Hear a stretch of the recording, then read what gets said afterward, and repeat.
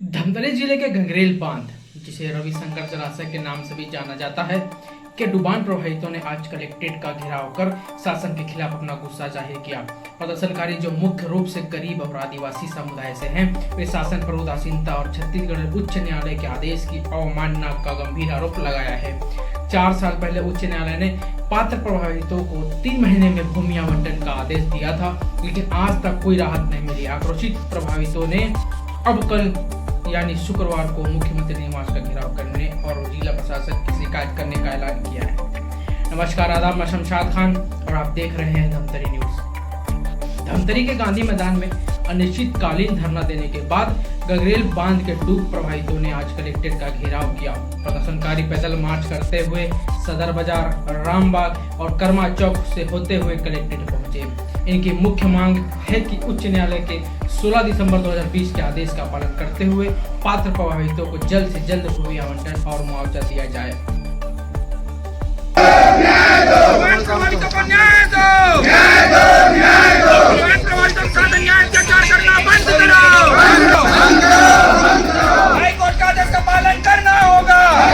न्यायालय ने रिट याचिका पर सुनवाई करते हुए सक्षम प्राधिकारी को आदेश दिया था कि 3 महीने के भीतर जांच शुरू कर पात्र प्रभावितों को भूमि आवंटित की जाए, लेकिन 4 साल बाद भी शासन और प्रशासन ने कोई ठोस कदम नहीं उठाया। प्रदर्शनकारियों का आरोप है कि यह न केवल न्याय की अवमानना है, बल्कि गरीब और वंचित वर्गों के प्रति प्रशासन की संवेदनहीनता को भी दर्शाता है। जिला प्रशासन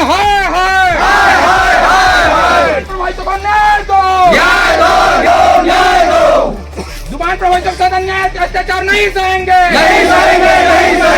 प्रभावितों का सदन न्याय अत्याचार नहीं सहेंगे। कोर्ट के आदेश का पालन करना होगा। जिला प्रशासन होश में आओ, होश में आओ, होश में आकर काम करो। घेराव के दौरान शासन ने केवल 5 लोगों की टीम को कलेक्टर से मिलने की अनुमति दी, लेकिन प्रदर्शनकारियों ने मांग की कि संबंधित अधिकारी स्वयं मौके पर आए। 3 घंटे की कहानी सुनी के बाद अतिरिक्त पुलिस अधीक्षक के हस्तक्षेप पर 10 लोगों की टीम कलेक्टर अविनाश मिश्रा से मिली। कलेक्टर ने दस्तावेजों की जांच और शासन को रिपोर्ट भेजने की आश्वासन दिया, लेकिन प्रदर्शनकारी इससे संतुष्ट नहीं दिखे। और इसमें जो है हाईकोर्ट का आदेश था कि जो भी 170 परिवार को बसाएं और बाकी जो प्रभावितों को नहीं बसाया। तो जब हमारे हित में फैसला आया था तो वहाँ वह जो गाँव था असंरक्षित था, यहाँ से जानकारी भेजा गया था। प्रदर्शनकारियों ने अब अपने आंदोलन को और तेज करने का फैसला किया है। कल यानी शुक्रवार को ये प्रभावित रायपुर में मुख्यमंत्री निवास का घेराव करने जाएंगे और जिला प्रशासन की निष्क्रियता की शिकायत मुख्यमंत्री से करेंगे। प्रभावितों का कहना है कि जब तक उनकी मांगे पूरी नहीं होती वे पीछे नहीं हटेंगे। और राजस्व विभाग का ऐसा कहता है कि हमारे पास ऐसा कोई अभिलेख नहीं है। मेरा कहने का मतलब ये सर, क्या सपने में थोड़ी बांटे, कोई अभिलेख रहा होगा तभी बांटेंगे।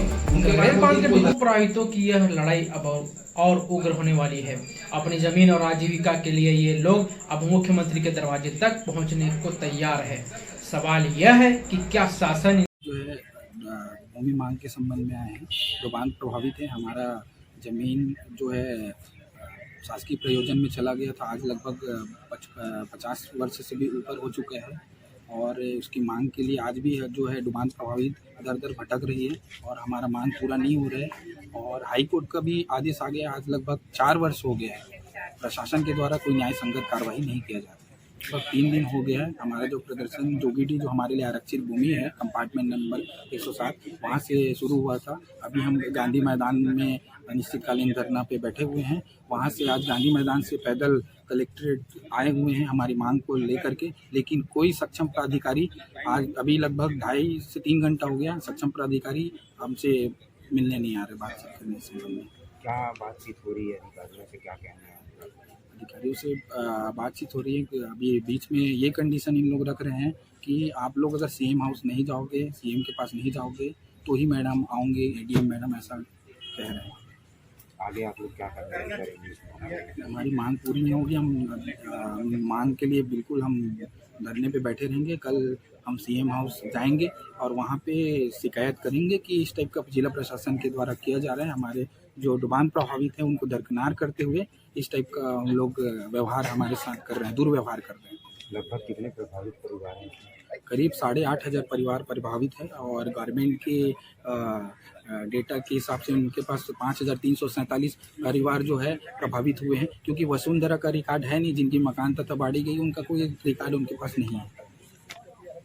अब मैं थोड़े गांव की डुबान क्षेत्र का रहने वाला हूँ।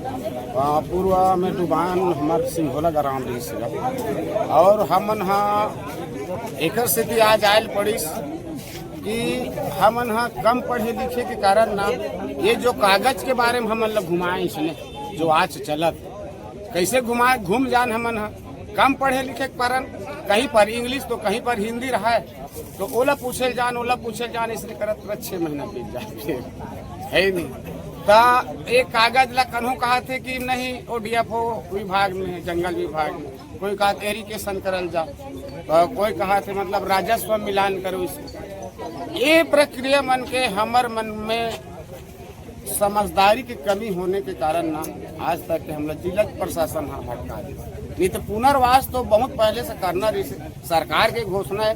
मध्य प्रदेश शासन ने भी लिखा ऐसे बात नहीं जिसका काफी हमारे हर जी ने रखा है, समस्त कापी रखा है। यहाँ तक कि हाई कोर्ट के जब आदेश आ गया है, हाई कोर्ट के आदेश को जब सर्वमान्य है तो दुनिया रखेगा। सर्वमान्य है भाई हाई कोर्ट का आदेश। क्या आदेश आया है? हाई कोर्ट से आदेश आया है कि इन लोगों को विधिवत पुनर्वास किया जाए। जो मतलब 170 परिवार को जो बसाया गया है उसके आधार पर इन लोगों को भी बसा दिया जाए, है नहीं। तो हम जब मतलब बोलते हैं तो ये गोलमोल जवाब देते हैं, पूरे अधिकारी गोलमोल जवाब देते हैं, उससे अब कोई वो नहीं है। इसी के कारण हम लोग आज तक अब हम तो अपना अधिकार लेके जाएंगे और इस वर्ष हम लोगों को बावत करना ही पड़ेगा कहीं न कहीं। तो अभी प्रशासन से मिले हैं और मिलत वो कोई जवाब नहीं दे सकते। तहसीलदार साहब भी कोई जवाब नहीं दे सकते। पूछो ना, अभी आए तहसीलदार साहब, जवाब दे भाई। अभी ये सब हम सम्मान कर देंगे। अभी किस तरह की समस्याएं आ रही हैं? अब किस तरह की समस्या क्या है कि आवंटन होना चाहिए, यही एक समस्या है। आवंटन नहीं होते ना तो हम लोग जा करके बसावट होएंगे और वहीं पर वो आवंटन करेगा, क्योंकि गंगरेल बांध के सामने रहेंगे, उससे और ज्यादा दूरियां नहीं जाएंगे। क्षेत्र में स्पेशली वो जो गंगरेल डैम बना उस टाइम में डिस्प्लेसमेंट को लेके अभी काफी लोगों का प्रेजेंटेशन है कि रिहेबिलिटेशन को लेके, और उस टाइम में क्या नोटिंग हुई थी, स्पेशली डॉक्यूमेंटेशन वगैरह हुई थी और पूरा बहुत पुराने दस्तावेज है। हम लोग गो थ्रू करेंगे और नियम तक जो हो पाएगा, जितने टाइम टू टाइम डायरेक्शंस वगैरह दिए गए और हमारे जितने भी लॉज हैं, स्पेशली फॉरेस्ट लॉ है, कंपनसेशन और रिहेबिलिटेशन लॉ है, तो उसके ऊपर जितने भी और उस टाइम में क्या कैबिनेट पास वगैरह कैबिनेट नोट वगैरह हुआ उसको गो थ्रू करेंगे। जो नियम तो है हम लोग कोशिश करेंगे उसको, और हमेशा सरकार हमारी बहुत हमारी गवर्नमेंट काफ़ी सेंसिटिव है इस मामले में, तो जो भी नियम तो बन पाएगा हम लोग करेंगे। देखिए बहुत सारी चीज़ें नियम एक्चुअली बहुत सारे रूल्स होते हैं, स्पेशली फॉरेस्ट के लॉ है, प्लस बहुत सारे हमारे जो इम्पोर्टेंट जजमेंट्स हैं, जैसे कि सुप्रीम कोर्ट का गोदावरी जजमेंट है, यहाँ पे छत्तीसगढ़ का LRC है, रिहेबिलिटेशन, बहुत सारी चीज़ें जो मे बी फिट नहीं हो रहा होगा ना, या रिहेबिलिटेशन हमें गो थ्रू करना पड़ेगा पुराने कॉम्पेंसेशन और रिहेबिलिटेशन पॉलिसी जो MP के टाइम में बना हुआ था, उसको गो थ्रू करना पड़ेगा और क्या हो पाएगा। और ये मैक्सिमम शासन स्तर के मामले हैं, उसको हम लोग एक प्रेजेंटेशन बना के स्टेट को भेजेंगे। इसका कहीं डायरेक्शंस नहीं दिया कि ये कराना है, और स्पेशली उच्च न्यायालय ने बस बोला कि नियमानुसार कार्रवाई करे करके, और हम हमेशा फॉलो कराते हैं। जैसे उच्च न्यायालय के साथ साथ हम एडमिनिस्ट्रेटिव भी ये रहता है, डायरेक्शंस रहता है, जब ऊपर से स्पेशली हम लोगों ने मार्गदर्शन के लिए भेजा हुआ है और शासन से निर्णय होना है। की मांगों पर गंभीरता दिखाएगा या यह आंदोलन और लंबा खींचेगा। धमतरी से गंगरेल बांध 2 प्रभावितों के आंदोलन की ताजा अपडेट। अब सवाल उठता है कि क्या शासन और प्रशासन इन प्रभावितों की मांगों को गंभीरता से लेगा या उच्च न्यायालय के आदेश का पालन सिर्फ कागजों तक ही सीमित रहेगा। अब इस खबर पर नजर बनाए रखेंगे। अगली खबर तक बने रहिए धमतरी न्यूज के साथ। नमस्कार।